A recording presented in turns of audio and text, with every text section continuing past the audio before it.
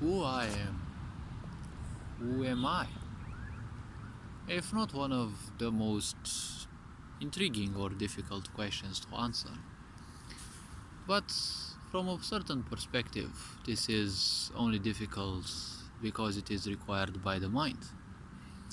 If we are to look at our existence, our energies, or what technically we are, it is only what we call the mind, or technically the brain, let's call it so, that doesn't like or doesn't want this, but it demands answers to all things. If we are to look at something or some parts within us that we don't usually give much importance to, like for example the calmness, which can become our reality, because calmness is not something that you seek outside. Obviously you might seek some tips and tricks on how to become more silent, but ultimately silence is not something that you find outside. You may go to a secluded place and it may not make sounds that our physical system can perceive, but from a different perspective, that's, environment is far noisier than you would expect. Just because our ears cannot perceive it doesn't mean that it doesn't exist. Since everything in this universe is life, it definitely has a vibration. And if it has a vibration, definitely it has a sound. A sound equals a vibration, right? Now, sounds are, technically the essence of life. Everything that is has a sound, and a sound has a vibration. If you hear the sound, you may not feel the vibration, but the vibration exists. But at the same time, you may feel the vibration, but you may not hear the sound. Now, in order to communicate in our existence, in our wakefulness, to, let's say, in our rising on the levels of awareness, humanity required meaning. Because once you become knowledgeable of the fact that you have a mind, technically there are thousands of layers to the mind. That is why the mind is usually portrayed as a labyrinth. And that is why it is so easy to get entangled within its depths, within its higher levels, or whatever. When it comes to the mind, the point is, the mind requires meaning. Now, obviously, we speak about more or less the brain because the mind has multiple layers. Tapping onto other layers of the mind, one can, perceive into their intuition, or one can start seeing things that naturally aren't there. But it's not necessarily psychiatry. Now, science says that if we access the limbic system, right, which is, inside of our body, I haven't done much anatomy to actually tell you where it is. I think it has something to do with the pineal gland, or with the, with our eyesight, with the, the eyes. If you are capable of tapping into that or training that, you are easily capable of seeing auras, or what most people may perceive as auras. If you focus enough on something, you may start seeing a little glow. Now, don't give meaning to the glow, because again, the mind wants to give meaning. It demands meaning. But whatever it does, it's just this dancing around. We create meaning, and then we use it to create even further meaning. Now, where have we actually heard this? We create something, and it can only be sustained by itself, or better said, by more of itself. We can take life as an example, because when we were born, we were just a cell. And this cell divided and became bigger and bigger by acquiring matter, processing it, and, removing that which was not needed. And then we are finally this product that we are today. When it comes to this, this can be more or less a miniature, right? But what else can it be? Life itself simply spreads, and, it needs sustenance, but it is only lies that find a fundament upon themselves. Because when you start lying, one single lie is never enough. You need to create that pantheon. It's like lies require a house of cards, and every time, the lie is being assaulted, right? Every time truth seems to gravitate around this lie, well, it may start to crumble. So even more cards need to be added to the house of cards. The structure needs to be reinforced. So technically what the mind deals with is basically nothing else than lies. Now some would ask, but why is it that it would be only lies? Well, if we are to think a bit, it can only be just lies. Because first of all, meaning is only subjective. It is technically a little lie because we're playing a game that something which we call something is actually something. Just like someone calling you a name means that that name is you. It's just like the self. You don't say you self, right? You say yourself in English. And you also say your name. So most likely the name isn't yours, right?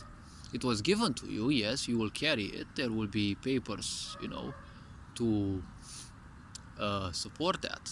But, well, these papers, aren't they again lies? Because, well, you see, when you create something, you need support for it, right? The whole principle of meaning is, well, it is technically a lie. When you say you own a house, well, you don't own it, because the only thing you can own is something that you can take with you beyond this life. Because, let's not forget, we shall end this life sooner or later. Or better said, this life shall end sooner or later. So the only thing you take with you will be basically your karma. That's the only thing that you will take with you in your grave. But your houses, your money, everything is just bit of this planet, this physical existence. And it's gonna be left behind. Your name as well. Well, it may fill some history pages or whatever, some, web pages, but ultimately that which you have been is no longer once this life finishes, right? So meaning is more or less a lie. Just because you look at a tree and you call it a tree, well, that is your meaning. Because if you suddenly call it an animal, the tree is not going to change, right? So if I look at that tree, or any tree around me, because I'm more or less in a park, in nature, I may call them whatever. They're not going to shapeshift. They're not going to bother with that. Because ultimately, what meaning we create is our own business, or, well, our problem if we see it so. It can easily become a problem because kind of everything that we use with the mind, if the mind is not trained enough, it kind of almost instantly becomes a problem. Because if you don't have a trained mind, if you're always, for example, secretive, for example, you may feel that people who are just curious about you, or they may want to talk to you or simply ask you a random question, with, them no longer appearing in your life most likely ever after. You see, that is the business. That is the point. But the problem you have is that by being secretive, you might actually end up believing that, well, they want to find out your truths, right? Your secrets. If you're always thinking that other people, want to do you something bad, right? You're always expecting something bad from people. You see? That is the problem, right? The point is, someone may approach you. But again, the problem is you may believe that, well, they are against you. So the meaning that we play with is more like a psychiatry, right? We're playing this game of life.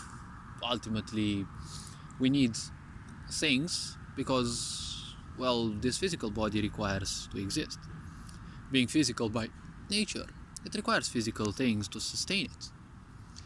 A lie is also a physical principle.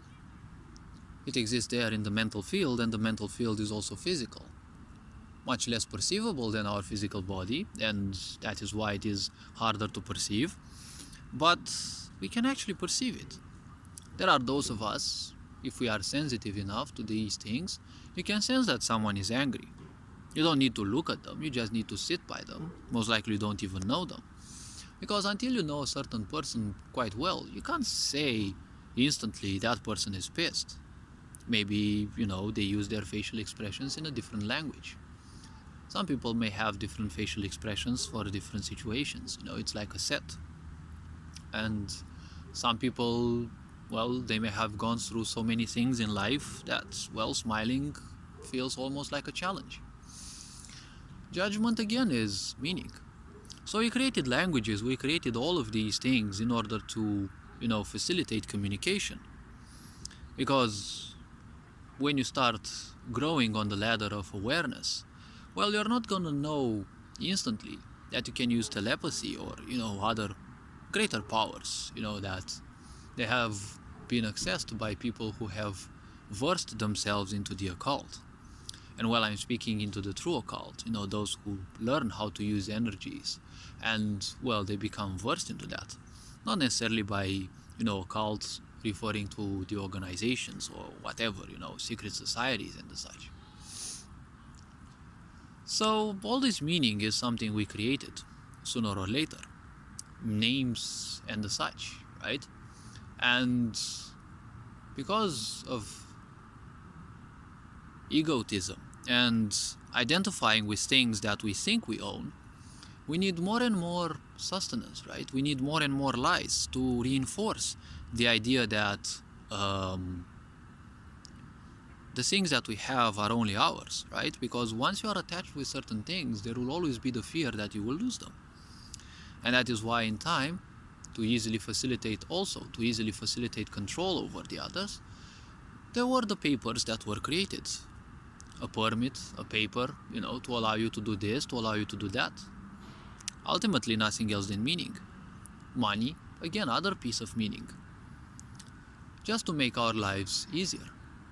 And the law, again, nothing else than meaning. To make sure that our lives are safer and, they do not tend towards entropy, right?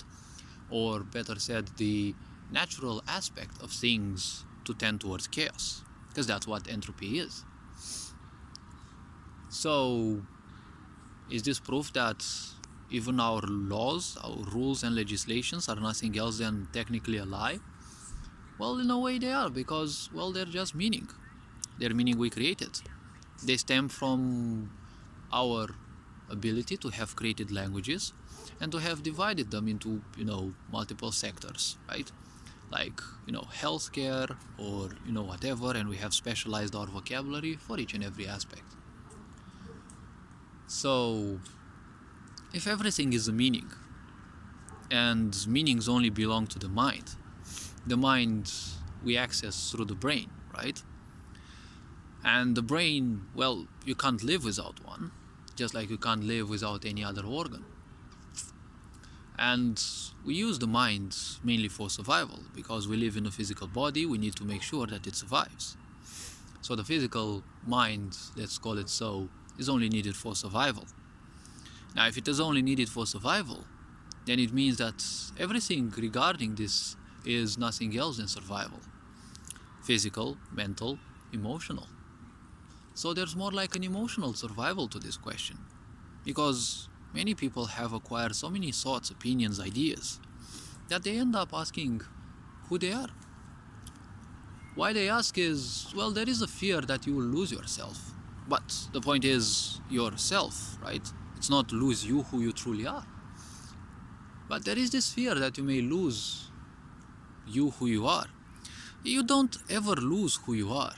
You may become so distracted, right? And through these distractions, you'll forget, right? Who you are, who you truly are. It's called amnesia. That is why pain exists. Pain exists to remind you that, you're not doing the right thing, or, whatever you're doing, you're straying from the truth of who and what you are. So who am I is not something that you should theoretically ask someone else. Because if you don't know who you are, most likely, let's say, according to the flow of distraction, or, law of attraction as people call it, you will attract likewise. So if you don't know who you are, you will attract people who don't know who they also are. Why would you ask them? If they don't know who they are, do you think they know who you are? This is the aspect of spirituality, and it only manifests inside. One has to dig within. One has to find out this answer inside. By digging beyond layers and layers of accumulation, of thoughts, ideas, things we have taken from others. Because when we were born, we didn't know shit. We didn't know anything. We acquired all the information. We didn't know any language. We didn't know any of these things that you can speak, think, but they all came from an external source, right? So, who I am is a question that shouldn't be turned into something like a dogma. There's too many things in this world that are treated like a dogma, and mainly because it's still meaning, and some people are too dependent upon meaning, because a narcissist, well, if you strip them of meaning, they simply will suicide, because whatever they claim about themselves, all the deeds, all the titles and the such, they're nothing but meaning. So they can't accept their life to be meaningless. That is why in a sick society will always rule you through meaning. And the problem with meaning is that it is disempowering. Why is meaning disempowering? Well, it is so because you learn it from an outside source. When you learn something from an outside source, it also comes with all the feelings, emotions, and traits of that. As I've once said, usually whatever teachers teach you is something that may or may not be important. But they usually teach you, 80% of what they teach you is their fears. Because a teacher at school may tell you certain things, but they have this impression that if you don't learn those things and you don't apply them the way they've taught you, well, you'll become a failure. So, I've said, most of what other people teach us is their insecurities, their fears, because ignorant people are ruled by the such. So those things will be much more important than their job. Because their job, after all, is nothing else than a tool to ensure their survival. And when you live only in survival, fear is what controls you. And fear is also meaning, because you can't fear something that you do not understand, right? How can you fear something that you don't understand? Because that is a bit like psychiatry, right? You can fear someone because, well, they're stronger than you, they're wiser than you, they have something that, well, they can beat you with, right? Physically, mentally, emotionally, or whatever. But if you don't know something, it is not in your awareness, right? You can fear a ghost, but most likely you have heard about those. You can suddenly fear something. Most likely you have come in contact with fear. You've walked into an area and that area is full of fear because so many people have manifested fear in there. Most likely, I don't know, thousands of years before it was an execution ground or whatever. Or suddenly fears from previous lives or whatever, from your current lives even, they suddenly surfaced up. You may no longer be aware of what you were afraid of back in those times, in those lives, or in this current life. But the point is that you're not aware necessarily, right? You're not conscious of that, but you still feared something that you knew. So meaning needs to be in your awareness in order to be valid. That is why narcissistic people and people who love a sick society, they need to be in your area. They need to be in your vicinity for validation. That is why they teach you to be dependent upon them. Because if you're outside of their source, they teach you that you can't get their validation.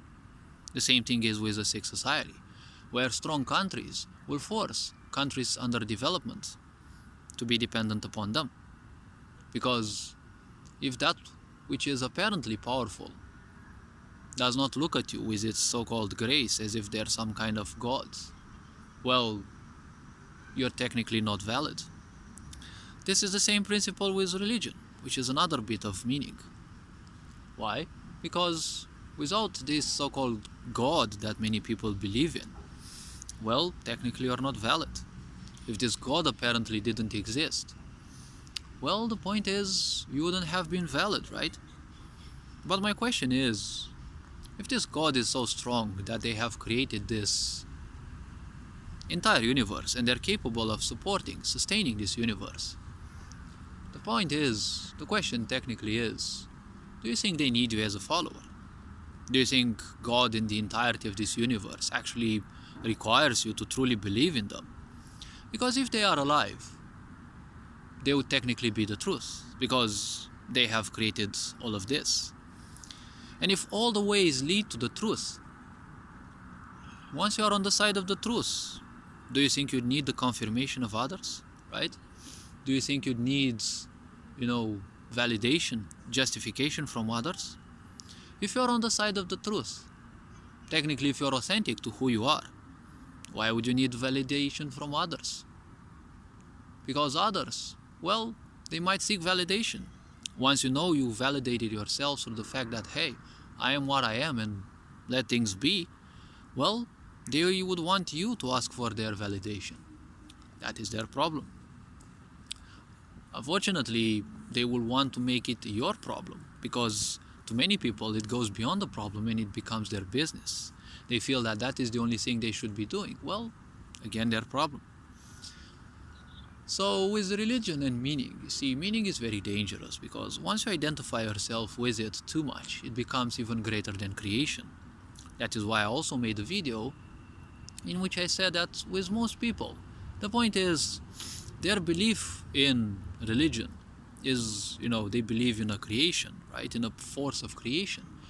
But the fact that they believe is more powerful than the creation itself, right?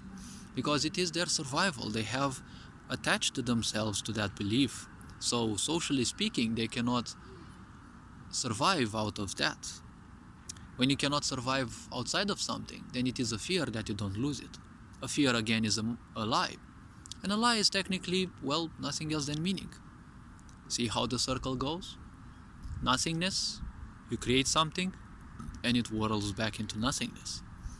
All this being said, you are appreciated. Take care. Ferenc Bor signing out.